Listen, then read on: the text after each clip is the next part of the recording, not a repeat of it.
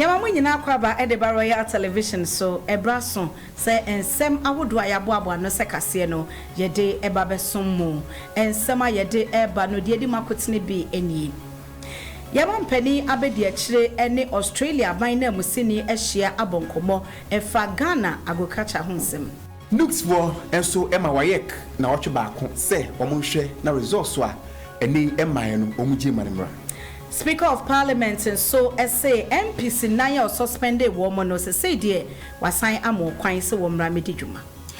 Weni ensembi ahodo kan bi nyababo no ani na ebesom se kase Royal TV so. Yenya ede kase ebramo medin ede nana amasewa amo abemene. Osei akwasi hweho. Afei kase no enhyemu enie.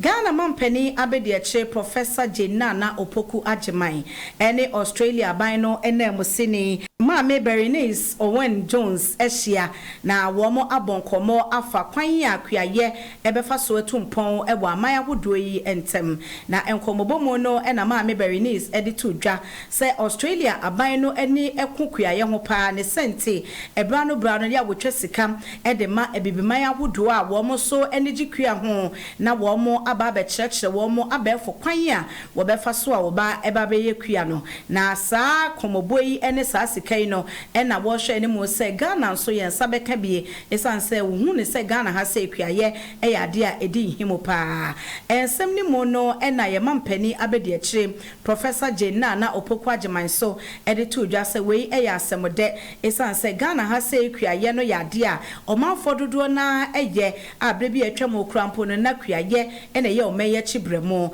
eti ne abefo kwan ye befa so ebeye kua na aboa ebie nnwuma ama mabuna ye so no ade a wodwene ho nti wei eye nkomode a wogede se bepoa ama kuaye ho nsem akonkan na aboa so ama enuane ebuso ewo my Ghana emo Adisuafo onom ekotro story afipire dunu miensa afipinu edunu enan eye wasi ensohwe no ebimu results aba ebimu die emae na amna kwaye nsem bebre enam so ema National Union of Ghana Students mechire adisuafo komemfuo no wonom eni abrepa ye adisuafo komemkuo no hrem se wonom ema Waec na oche baako se nimonimu ya wonom enje results ment sa womo edwom be court.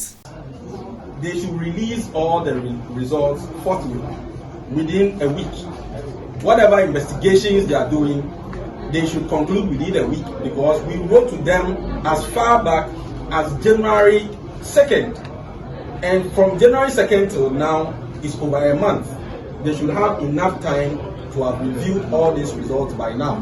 They should release it within a week, failing which we are going to commence series of protests occupying their offices nationwide. And we'll make sure that we are going to make it uncomfortable for them. If they cannot do the work, they should inform the government of Ghana for the government of Ghana to look for a new examination body. But if they feel they can do the work, then they should do it and do it well. When you're not done, you don't release any results. This should be the last time we should have withheld results. It's either you have cancelled the results or you have released it. And when you cancel it, the people should have addressed, before you cancel it, they should go through the process where they have heard. And even after the cancellation, they should be able to appeal. And those also whose entire results have been cancelled for isolated cases of malpractice, that should be reversed immediately with this particular exam, not subsequent ones. In their reply to us, they have stated that they are committed to reviewing the result, their regulations, probably in subsequent ones. We are saying that these very students who have written, whose entire results, the 483 students, the particular subject matter in which they were caught in the malpractice, it is only that subject matter that should be cancelled. These are our demands, and we are going to press on until we meet these demands. Thank you very much. Speaker of Parliament Sierra Alban Bagbin Ede Atudra say Mashibedwa 49 bia wode so to won so say woma won kwan mo ma Mashibedwam emedi dwuma no they say wapaja sa so na wo say wo momra na wo mra medi won dwuma say Mashibedwa form etiefo be kaya Mashibedwa 49 yi onmanyamfo Roxen Nelson da fiamakpo a wo ye majority chief whip no no koya ye Mashibedwani ma de hia omo wo South Day Mashe abatom peso aso afi onimonyamfo Franka Nodompre ono so ya minority chief whip oye mashimedwani ema adehia omo ensawam adroagiri onimonyamfo Jerry Ahmed Shaib eye mashimedwani ema adehia omo weja gbawe ena onimonyamfo Alhassan Tampuri ono so eye mashimedwani ema adehia omo wo gusegu abatom peso aso sa mashimedwafo nan yi ena na no vetting committee ase wo mo kokeka ne mabo mu ss ejapade abudo bi ye mashibedwam ne dia na eno ena speaker kiremu a omo ye honorable members eni kwan sen kasa de no wo yenti se wa yenti no wo mo sen fata so beba mashibedwam eba bedi wonjuma wode eson eto won so na enkomobo akoso ewo majority leader onmonyamfo Afenyomakins ene minority leader onmonyamfo Afenyomakins ene majority leader Yerua Mama Yarega entem ama omo akwakopa chew ewo speaker na so e de amasa mashibedwafo enan yi enam so ama ene speaker say na semwa wokan yesa mashibedwafo nan no oma wo mo ema medi wonjuma se mashibedwafo no watwe asensen ya se de waje a chew panenti wama won kwan se wo mo emra na so nyina mo no wo say abedwako bi ya pa wo mo asade e koso no wo mo so ye hwehwemu na eka bia ebeba ho no wo mo de beba betu dwenti kaneba de a mashibedwafo nan no wo mo nye ready se wo mo ebetu asaka no. What is happening? This house is often referred to as a house of might and majesty. Might because it's the combination of the sovereignty of all the people in the country. Majesty because the king or queen is part of the house. And therefore, there can be no power higher than that of Parliament. And the person who represents Parliament is the Speaker. And so I sit here and I exercise your powers, and I create an environment for you to be able to perform your function.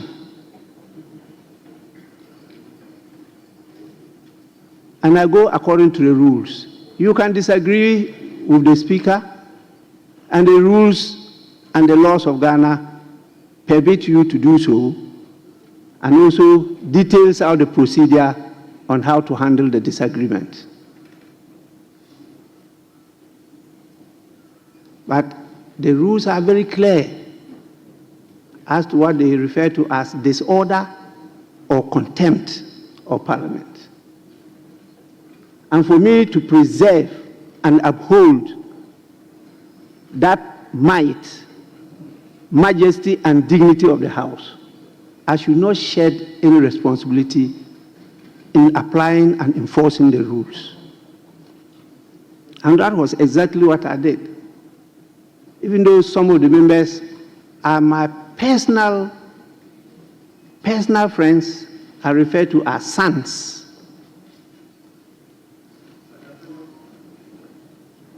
So please,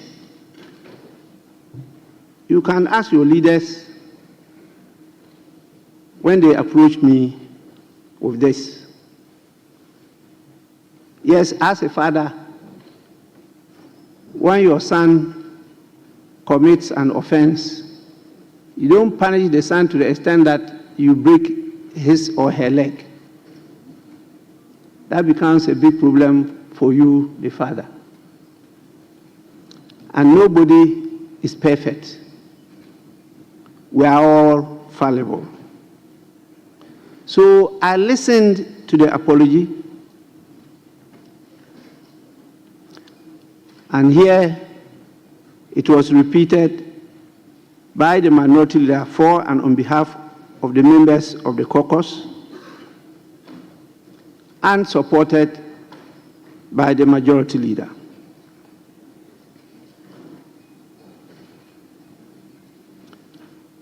It's not only words.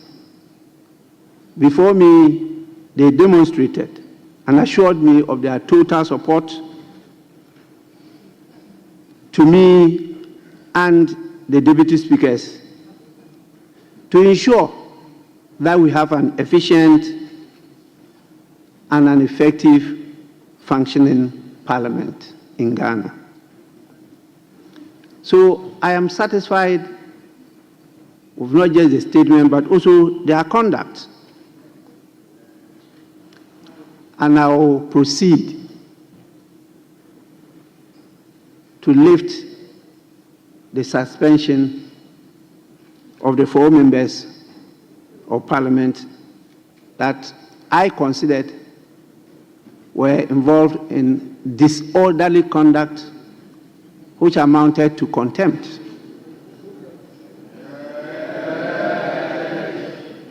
The rules are very clear, and I did refer to them and stated clearly that because we are in the transitional mood, we will not be able to put committees in place, including that of the Privileges and Immunities Committee. And the standing orders grant me the power and authority to do what I did. And clearly, the jurisprudence are very clear that when contempt is committed in facie curia, you don't proceed to set up another committee or court or whatever to investigate and submit a report. Lawyer Morris Ampao, lawyer ni mapa, Ghana ha, ubia enimuno.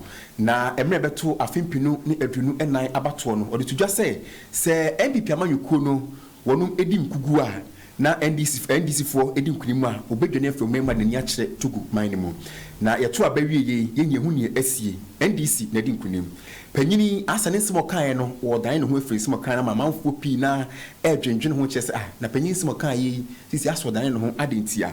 Enam so ama enne anopeyada atisem medie so Royal TV so speaker etiagemu ofre no ene di nkomo ya na obusa ne se ne nsem o kan ye no eniu na Lamo Sampa hdm say nsem o kan ye no yamanyosem sem kaka ekeke ene o kan ye na nya yi bia ono pa passport kra woni bi wodwane free Ghana efrimre wo no heya ene watena sa. Oh, you see, that's the top. During campaign, Obia wo ne message on the man, the propaganda on here, the ganda mo here. You try to save space and also a podcast space. The only thing you have to make sure say in the campaign, committing in a criminal way. And now the cancer man is going to mind. What cancer man? Why now? What cancer man can when you're clear? Been said, me come for me die and they walk to Kufa. That's it, we are campaign. Now, person organizing base. Now, say, Mama, we near, meaning to me at that time, the person who say it's not possible. Say, Mama, we winning. Now, my country, I was who said, without thinking, say, I will even fulfill that. They say, what country they are about to? At least America will we'll see the same way on top. They can ever social media never for them. They say, we can't get the poor. See, but we are not poor. Every coast. And he said, my kind of statement, no. Now, I'm the winning. So, in the Ghana, like over to me by law, I compel me say, me fulfill me Mr. Mamaka. Say, my transfer, the Amaka, the big kind of people, for instance, the big kind of people, and my tumbler. And to me, somebody, me, I miss you 2 times. So, my dream 1 or 2 things, me copium. Is it a crime? And a BBI. in Prasia, Namity Politi, and I can't keep fat. It's Obiara. Someone make a campaign. Some said the campaign, I'm more for Casabapa. Who you say those days, Nanado, it's so or comedy. And so many things are every politician, and now you know, so Luzua, they can play your old video, and they throw, they allowed, they kill, they allowed. Who really come to smart?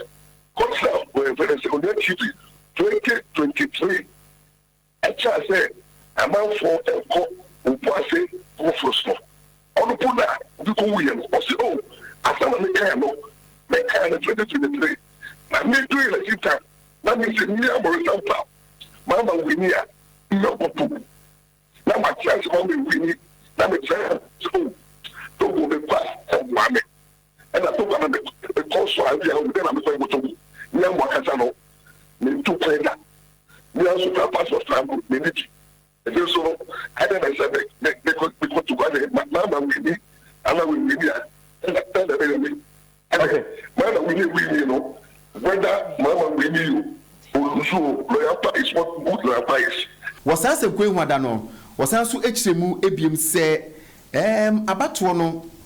And someone a course one in some more kind, you know. Na speaker just say, when you say no, and Ama NDC, MPP Amayu Commissioner, when we did go, and also David and Tisakra. No, at all. The MPP barrier, maybe my about MPP barrier, a more campaign strategy. Because even me, my about, they did it, I was not part of their campaign. You have a campaign team, no work, how. Maybe I have a problem, MPP to say, me. But many each man, many I influence you, man. What is the code of the party member? And who for so who now MPP? I am a sympathizer of MPP. I did a lot of work. Mr. to talk for MPP and it started 2012. And I started saying, may support to MPP. 2012, make a sign my MPP. 2016, make a plan, and then make a 2016 and MPP winning there. And then 2020, make a sign MPP winning. It was the big deal. Okay, so you agree, sir, and you agree, sir, from 2016, MPP won, 2020, MPP won. The 2024, Nyama Koyama MPP, I can say, me, now, maybe a part of the campaign team. Quad so circuit courts a remind the assembly member were no a war kwanguma chechere about kwanguma chechere a no ewo atwema kwanguma mensi asante mantem hasem onumonyam for set akwasi e Japan na de nam so ama ene kwada so circuit court say owura no won kwada da banko na chi na watwe mienu na won konkoye mponkonwuma na asem ne yenguso ahwehwemu no ene sem na no January bosome ne da neto so aduonu nwotwe afiye mu no ene beto odwa say assembly member onumonyam for set akwasi e Japan yi wono Abwera construction site bia eye elder Dr. Bismarck Amoa edia na wokọ wonom no eniema wo mode ye adwuma wonom no ene wokọ sese pi na achese kaaba no enyasem ketoa afa bie mu so wo masanso enya adanse bia ekere se wowura no abo ankane assembly member no no ewo sampesua no so a wono nene waba bedi na ade no onimonyamfo justice bafo ewua ono aboye wabone ntene ha se wobegene nkwa edi efre nsem na se ye ya obegene nkwa ne de afi na nhwemu ekoso sa ne ma mienu yi na kwada so circuit court ekokoto wani mu no wo mo se da bi oye ono abola ni kwan se ne ma bi etesa no woje enu nti no sebe ya yebehu no kure wo mu no won kwada da ba pona chi na wotwe mienu na wonye nsem ne mu hwehwemu na so woye wie na kwadu no ebo ne de a ene wode asotwe se fata ebe ma no Yefa ni mfanchiremu ewo Ofenso South Deputy Youth Organizer Edema NDC Amanyukuo no Zakaria Sumaila Abdel na wɔn nso so akasa de etia nsensɛm bi ɛkɔ so ɛwɔ NDC amayuku no mmabunu ya wɔn ɛwɔ offense south wɔn nyanse wɔn kotɔ snap ɛne kusua ya wɔn kɔ burundua wɔn ekyire mu ɛsɛ wɔn assembly member baako a na ɛwɔ sɛnka ne din kɔ pie mu ɛwɔ mpanyinfo a wɔn yi wɔn sɛ MMDC foɔ no ne din no wɔn ayi de afiri mu ɛma mmabunu kyerɛ sɛ de baabi wɔn ani ɛnyɛ saa nsɛm no koraa ya ɛkɔ so koraa no ɛna panyini ɛba abɔnten yɛ wɔkyerɛ mu sɛ ɛnyɛ no korɛ da sɛ nipa mmiɛnsa a wɔn atwerɛ mu din no na ne din ɛka ho na ne din mpo ɛnka ho nti wɔn te aseɛ sɛ nsɛm bi sɛ aba mmɔnten so na mmabunu so adan esubɔni sɛ adi nti wakasa ɛde ɛte ɔsɛ ne esi no nsɛm patakora sɛ saa adeɛ no nso esi na asɛm member yi ɛde ma ɛyɛ sample so electoral area ekyire mu ɛsɛ na mmea no kure nie ɔno deɛ NDC amayuko no deɛ n'ani gye ho paa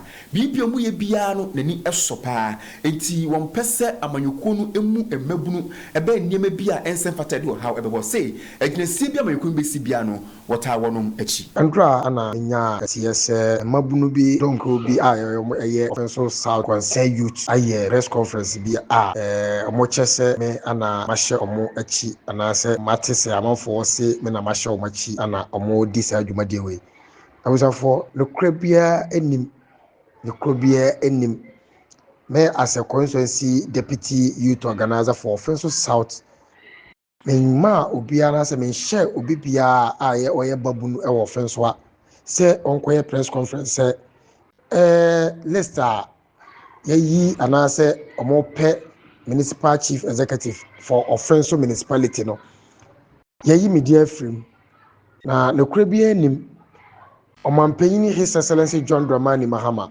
ene ye party panyini Johnson Asedu Enketia ene ye general secretary enhyehyeye ene ekwan a omo emfa so enye vete no eno ara na Asante Mantamu omo fa so ede ye omo vete no entimi mu mpemfo animutia se yakọ vete yayi me afrim nempo medi kura ama nipa miensa na enuanom kase na medi ka ho ana yayi me afrim ne kura bi anim medi mpo enka miensa no na mpo akoba se yayi medi afrim de nipa mienu bi ana se nipa enan de omudi ayeden aba de ye bompa ya ne se yewura His Excellency John Dramani Mahama dwumadie a yaka che Ghana for offensoman se ye ba beye ama obi bia awan ha omo na ohawa ne ye koma ne nyina yesu no eso ate ede ama yen na offensoman yeso yenye ye chefa